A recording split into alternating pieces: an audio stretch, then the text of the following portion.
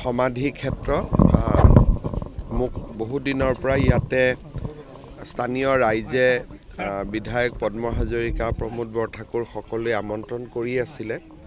আজি অলপ সময় পাই মূলাগাভৰুৰ মৈদাম পৰিদৰ্শন কৰিলোঁ।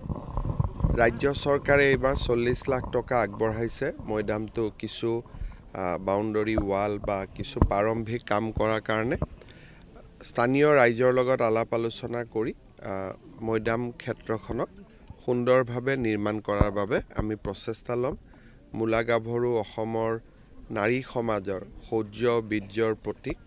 আমি উপযুক্তভাৱে মূলাগাভৰুৰ এই মৈদাম ভাগ সংৰক্ষণ কৰাৰ কাৰণে ব্যৱস্থা ল'ম। অসমৰ প্ৰথম বিহু মুকলি বিহু মাধুৰীহাটত এতিয়া তালৈকেও যাম আৰু তাতে আপোনালোকক লগ পাম। আজি নিৰ্বাচনী আয়োগে গধূলি 5 বজাত সাংবাদিক মেল পাতিছে। গতিকে সাংবাদিক মেলতে তেখেতসকলে দিন বাৰ ঘোষণা কৰিব।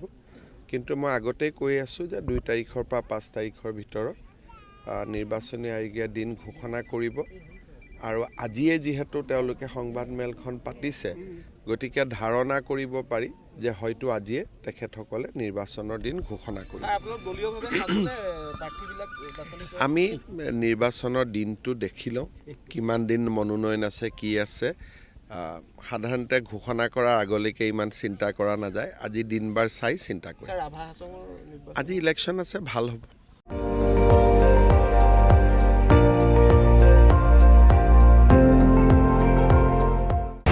আপুনি চাই আছে ND24, সৰ্বশ্ৰেষ্ঠ নহয় সৰ্বোত্তমৰ দৌৰ।